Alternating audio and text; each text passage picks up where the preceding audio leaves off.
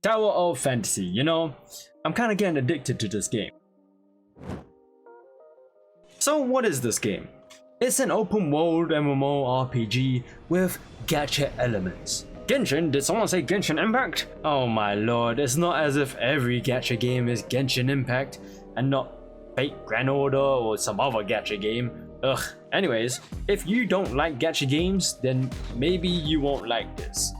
I, on the other hand, just like anime characters and a cool looking world, so I thought, why don't I see if this is worth playing? Also, it's an MMORPG, meaning that you can actually see a bunch of other players roaming around the world and helping you out. Unlike Genshin Impact, it's kinda lonely out there, and the co-op isn't that great. Now let's talk about the story. When you boot up the game, very little is explained about the story, and it can be very confusing when you're trying to understand it from the get-go. I guess that can be great for someone who doesn't really care about the story and just wants to play the game for its gameplay. I actually had to look on the website to understand the main premise of the story. But basically, humans built a whole colonization on a planet called Ida. We then built the Tower of Fantasy to mine a comet for its resources named Omnium. This resource has, you guessed it, superpowers. Okay, it actually doesn't. But obviously it has some sort of radiation that can change humans and other stuff into things. Then some sort of calamity occurred, almost wiping out human civilization. They didn't really explain what kind of calamity, but maybe the game explains it somewhere else. We have an organization of scientists named Hikros that makes stuff to combat the radiation, along with researching power supplies, biomutations, and any other thing that science can be used to weaponize stuff. Okay, I kinda made up the last one, but it's somewhat the same deal. Then we have another organization named Heirs of Ida, and they oppose Hikros, saying that Omnium is the culprit of all disasters. I get where they're coming from, but it also sounds like the people who oppose 5G, but with valid reasons this time. As for the main character, or you play as a wanderer with a hidden backstory of you used to be an enforcer, but you lost your memories. Your main quest revolves around two siblings that helped you out. One of them gets severely injured, and the other joins a resistance group to save their sister, while you just explore the world and try to understand what the hell is going on. I like the quote-unquote post-apocalyptic world. It looks cool with the tech all over the place, but at the same time it kinda doesn't make sense in terms of a post-apocalyptic world. Maybe it's just me thinking that a post-apocalyptic world shouldn't have what looks like a functioning lab. They even have a working vending machine out here. Now let's get into combat. If you're a Genshin Impact nerd like me, then let me tell you that combat is very different here. Like, you can properly combo and juggle your enemy here, just like in Devil May Cry. And if you haven't played Devil May Cry, then you're an idiot. Each weapon has 5 normal attacks, but what makes this like Devil May Cry is that you can do aerial combos. Yeah, that's right, Genshin Impact, you can't do this. You also have 2 kinds of dodge attacks. Hold down the attack button attack that acts differently while airborne.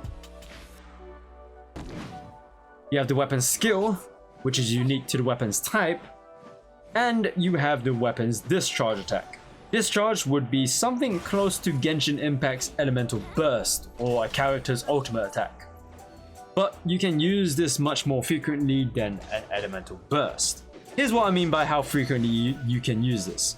Whenever you do a perfect dodge, you basically create this bubble which slows down enemies caught inside of it, allowing you to perform your weapon's discharge attack whenever you swap to that weapon. You can also just wait until your weapon's charge is full to perform a discharge, but you gotta attack an enemy to build up the charge, and once again swap to that weapon. Oh, I forgot to mention that you can equip yourself with up to 3 weapons and swap between them at any time, but there's a tiny cooldown. Another item that can be used in combat is a relic. I'm not entirely sure how you get a relic, because for me, and I'm guessing a couple of other players, got their relics from doing the story or by opening a box that they give you for free. I do know that if you get a specific amount of relic shards, you can get a relic depending on the shard. However, if you already have that relic, you can basically give it another ability, or in Genshin Impact terms, a constellation. Not all relics are used for combat, so something like the jetpack isn't really a combat tool, but you can use it to jump up and attack if you want. But if I'm talking about the relics that are great for combat, then they can be used to just simply deal damage. They do have a cooldown period as well that can be quite long to wait for, so I guess that they can be considered as your best weapon to attack with. Okay, enough about the combat. What you actually want to know is the gacha system in here. Let's just get the currency out of the way. Firstly, Dark Crystal and Tanium are used to buy stuff in the shop. Dark Crystal can be easily obtained from doing story and exploration stuff, like completing puzzles, opening chests. Basically, almost every activity can give you Dark Crystal. It just depends on how much Dark Crystal you need to get a pull from a banner. In the shop, you need 150 Dark Crystals to get Gold Nucleus, Red Nucleus, or a Proof of Purchase, which is basically a single pull. Let me dumb it down in Genshin Impact terms. Dark Crystal equals Primo Gems, Gold or Red Nucleus, and the Proof of Purchase equals Fate. That's it.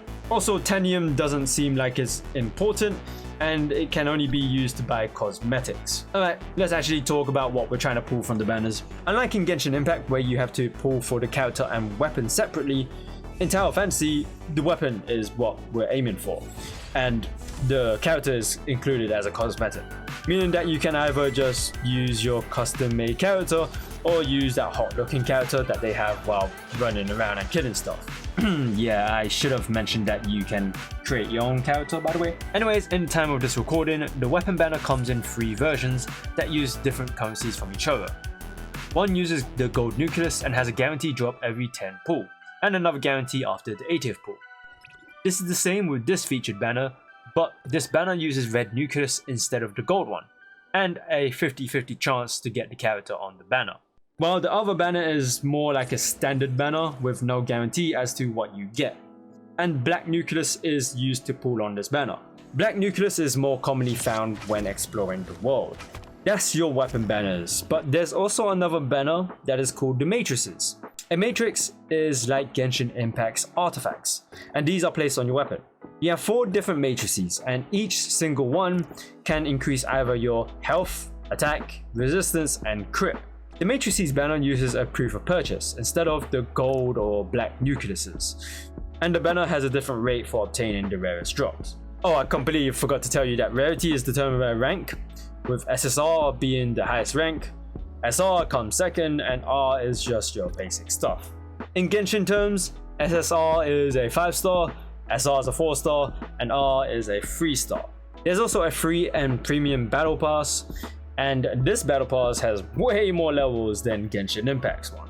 The free battle pass looks bad. They barely give you the currency you needed to get a gold nucleus, and instead they give you the black nucleus, but it's not very often. I'd say it's worse than Genshin's free battle pass. At least in Genshin, you get a pull on a banner with a guarantee, while over here there is 0 guarantee to get at least a SR because of the banner itself. As for the premium battle pass, it's obviously better than the free one. Free summons, a free matrix, free relic shards, there's a lot of stuff. Fortunately for the closed beta test, we're all given a free premium battle pass. I can finally know what it's like to be a battle pass user, you know. Finally, the other gacha thing is the stamina system, or Genshin Impact's resin system. It's pretty much the same deal, with it recharging after some time, and it's used to get matrices and equipment as far as I know. Equipment is used to increase your stats, whether that be health, attack, resistance. Equipment will increase your stats. They also come with random stats, so I'm guessing that's where the granny part of the game is. That's pretty much it for knowing the story, combat, and gacha of this game. Just some quick overall thoughts. For the story, I feel like it's kind of weak, but maybe just exploring and knowing the world might be better. Combat is much more different than compared to Genshin Impact. Like, you can properly perform some combos, and I feel like there's much more attacks. But yeah, I feel like it's missing that huge, like, massive hit. Like Zhongli's meteor is missing that big oomph of like damage.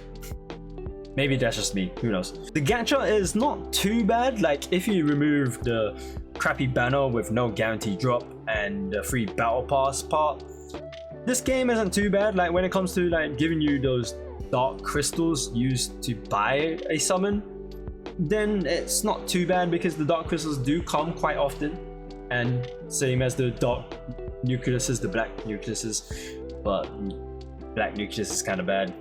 You would want to get the gold nucleus or the red one. Also, this beta just doesn't feel polished. Like, there's some moments where the characters are talking and then the dialogue just cuts off randomly, or like it skips dialogue sometimes, and it ruins the experience a bit. And like, there's a SSR character that I've gotten, and well, she uses a bow, but like one of her attacks that you do with it just messes up, and I just end up doing an infinite dodge. I don't know what's that about. So this game still needs fixing. But either way, hope you found this video useful in some way. Be sure to give the video a like, subscribe to the channel if you haven't already, because I will be talking about this game a bit more. So that's it from me. Thank you guys for watching, and I shall see you later.